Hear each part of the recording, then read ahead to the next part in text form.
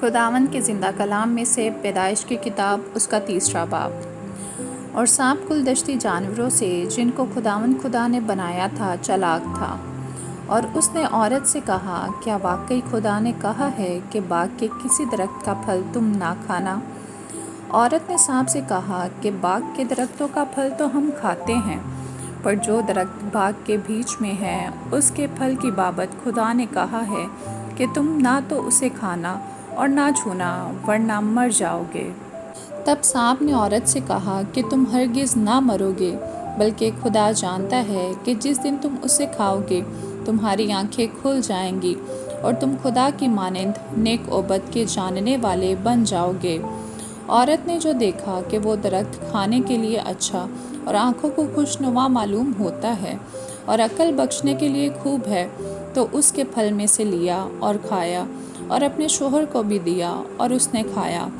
تب دونوں کی آنکھیں کھل گئی اور ان کو معلوم ہوا کہ وہ ننگے ہیں، اور انہوں نے انجیر کے پتوں کو سی کر اپنے لیے لنگیاں بنائیں۔ اور انہوں نے خداوند خدا کی آواز جو ٹھنڈے وقت باغ میں پھرتا تھا سنی، اور آدم اور اس کی بیوی نے اپنے آپ کو خداوند خدا کے حضور سے باغ کے درختوں میں چھپایا۔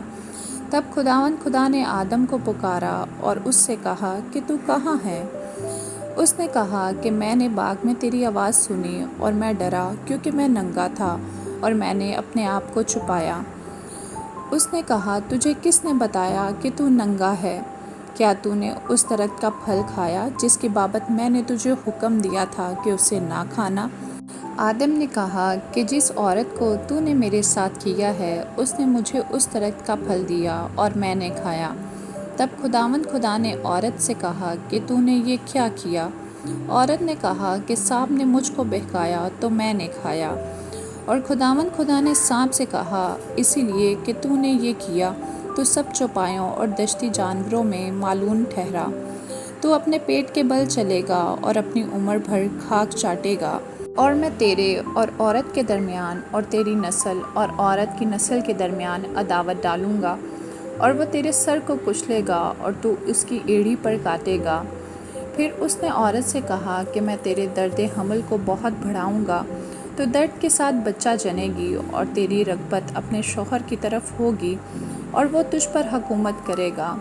اور آدم سے اس نے کہا، چونکہ تو نے اپنی بیوی کی بات مانی اور اس درخت کا پھل کھایا جس کی بابت میں نے تجھے حکم دیا تھا کہ اسے نہ کھانا، اسی لیے زمین تیرے سبب سے لعنتی ہوئی، مشقت کے ساتھ تو اپنی عمر بھر اس کی پیداوار کھائے گا، اور وہ تیرے لیے کانٹے اور اونٹ کٹارے اگائے گی اور تو کھیت کی سبزی کھائے گا۔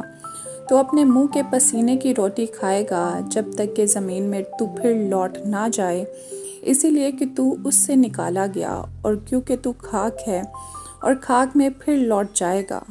اور آدم نے اپنی بیوی کا نام ہوا رکھا، اسی لیے کہ وہ سب زندوں کی ماں ہے۔ اور خداوند خدا نے آدم اور اس کی بیوی کے واسطے چمڑے کے کرتے بنا کر ان کو پہنائے۔ اور خداوند خدا نے کہا، دیکھو، انسان نیک و بد کی پہچان میں ہم میں سے ایک کی مانند ہو گیا، اب کہیں ایسا نہ ہو کہ وہ اپنا ہاتھ بڑھائے اور حیات کے درخت سے بھی کچھ لے کر کھائے اور ہمیشہ جیتا رہے۔ اسی لیے خداوند خدا نے اس کو باغ عدن سے باہر کر دیا تاکہ وہ اس زمین کی جس میں سے وہ لیا گیا تھا کھیتی کرے۔ چنانچہ اس نے آدم کو نکال دیا اور باغ عدن کے مشرق کی طرف کروبیوں کو اور چاگرد گھومنے والی شعلہ زن تلوار کو رکھا کہ وہ زندگی کے درخت کی راہ کی حفاظت کریں۔ آمین۔